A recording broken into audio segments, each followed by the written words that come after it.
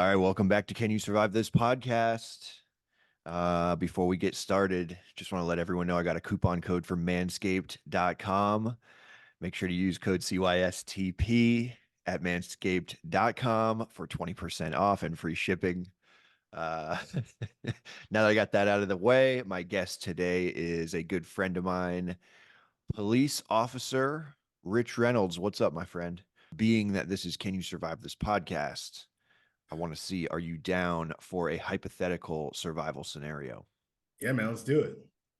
All right, so I'm going to throw 10 A or B questions at you, and we will see if you can survive this podcast. Okay. All right, so for this hypothetical survival scenario, you wake up in a dark, cold room with no memory of how you got there. You hear footsteps outside the door.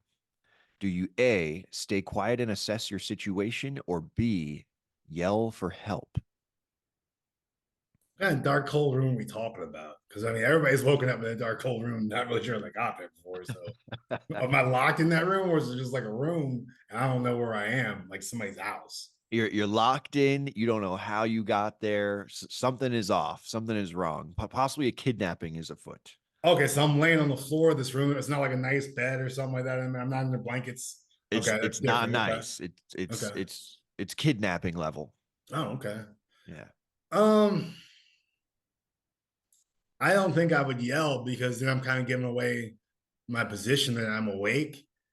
They might come in and re-drug me. I don't have time to analyze. So the first thing I do is I wouldn't do anything. I would try and gather myself and try and assess my situation. You got it. You nailed it. Yeah. A, you stay quiet. You assess your situation. Perfect. You got the first one right. Oh, Yeah, keeping it moving. The yeah. person in the house leaves without noticing you're awake. You have a chance to look around and see if there's anything you can use to help you escape. Do you A, look for a weapon, or B, search for a way out? Well, how do I know they're the only person in the house? Like I'm not hearing any other footsteps or noises, so I'm just assuming that there's that one person. You're just assuming that, but you don't know. Yeah. I think you have to kind of, and it's pitch black, so you can't even see what's in the room. Maybe there's a little bit, you got to Okay, so feel you could around. see it. You could look and see what you could do. But this is just for me because I might be able to actually, if there's some furniture there, break something and make a weapon, but some people might not. So you have to look at that situation. I would look at the door frame and see if it's an inward facing or outward facing.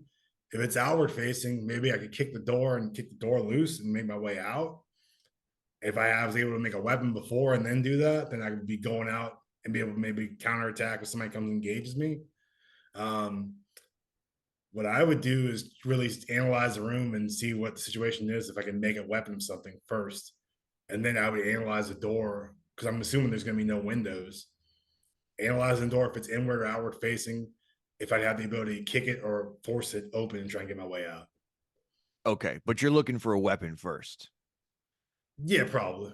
Okay, yeah. A, you look for a weapon first, and correct, you find a long, sharp piece of glass that you can use as a weapon, but you're not sure what to do next. So, do you A, wait for the kidnapper to return and confront them, or B, keep the weapon with you and search for a way out?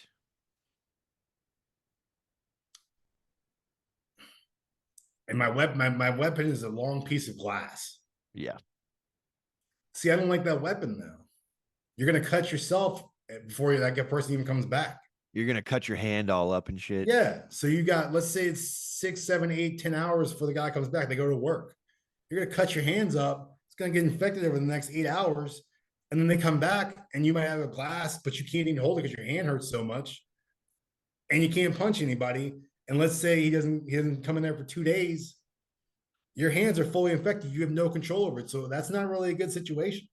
Yeah. Yeah. So for me, I'm gonna actually say you could wait, but you don't know the dynamics. So you have to kind of find a way, or at least look for a way out since you think you have time now. You have to try. There you go. You got to be proactive.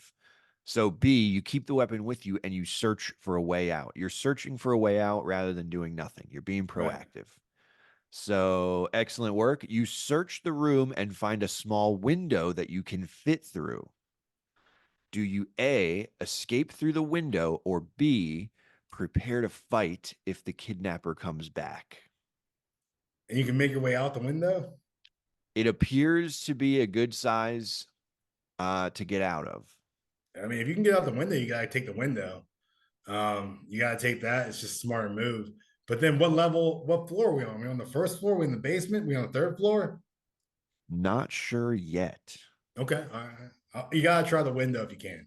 Okay, perfect. A, escape through the window. You try to escape through the window, but it's locked. Do you A, break the window with a nearby object, or B, search the room for another way out? I would search for another way out first. And then if I couldn't find one, I come back to the window. You're gonna have to break the window, which is gonna make a lot of noise. Then if it's already a small window, unless you perfectly break the window, which you're never gonna do with glass, you're gonna slice your whole body up going out. And then some people aren't gonna be tough enough to even push through it. They're gonna cut them whole selves up and then still pull back and go back in the room. So now you have a bigger issue. Now you pissed the person off and your whole body's infected because you have a big cut that you're not treating. Boom. Yeah, you piss the person off, you're all cut up, and you broke his window. Yeah. And your hand's already cut up and infected because you've been holding this big piece of glass for 10 hours. Now you're totally incompetent and able to do anything to defend yourself. You're But done. so for this scenario, you don't find another way out, and so you go with A, and you do try to break the window Okay. because you want to get out of there. Mhm. So you break the window, but it sets off an alarm, and the Okay. kidnapper returns before you can escape. So do you A, now the kidnapper's back. Do you A, fight back, or B, try to reason with the kidnapper? Now, it's an alarm, like a residential alarm, where it's like notifying people an alarm goes off, or is it internal where they get it on their phone? The second one. All right, that's different. If it was a normal one where like people are just a siren going off, I'd say that's best for you because now you just yell out the crack of the window and hopefully somebody hears you, the cops come or something. They're probably not coming back. If it's on there, once and do you know the alarms went off or is it just the kidnapper's been notified? You're pretty sure it's gone off, and the kidnapper's back now. You got to start yelling and try to make some noise. And hopefully somebody notices you. It's your only option. Okay. Well, now he comes in and he starts trying to fight you because he's pissed, just Mhm. as you said would happen. Right. So he tries to fight you. You try to fight him back, but he begins to overpower you. So do you A, keep fighting, or B, save your energy and try to reason with the kidnapper? And you got a big piece of glass. Yep. I mean, if you're getting overpowered and you got the glass, you got to go for a kill shot. Got to get him once around the neck. You have to. I mean, if you're getting overpowered, they're never going to let you get loose again. You're probably going to get cuffed up or chained up the next time. You got one shot. You better take it. All right. So hypothetically, of course, but yeah, you got to take your one shot. So A, correct. You keep fighting. You keep fighting, and the kidnapper finally retreats, and you have a chance to escape. Okay. Do you A, keep beating the kidnapper, or B, escape while you can? When you say retreated, well, what does that mean? Because if they're retreating, why would I still be beating on them? Yeah, exactly. That Yeah, you got to go for your exit and try and get out of there. exactly. B is correct. You escape while you can. So you run, you exit the house, you run into a dead end, and you're cornered by the kidnapper. So you escape, but then the chase switches. Now he starts chasing you. You're at a Right. dead end. You're cornered. You've cut him pretty good, and you notice he's leaking a lot of blood. Do Right. you A, keep the fight going, increase his heart rate and his loss of blood, or B, try to reason with him, waiting for him to bleed out? If he's bleeding pretty good, his blood pressure is probably fluctuating. He's probably losing a lot of blood. If you're saying, I probably would try and keep him at a distance and try and let that take a little more effect before I engage him. The longer that goes, the less powerful he's going to be, and it puts you in better spots. So you don't want to really engage them. hopefully the adrenaline's wearing off and they just start losing more blood and they become weaker. And then when you have a chance, then you want to engage them. The longer you can wait off, the better, I think.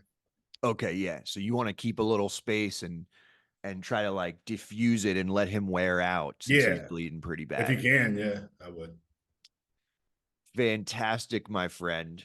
He bleeds so much that he becomes worn out, and you are able to survive the kidnapping and this podcast. Congratulations.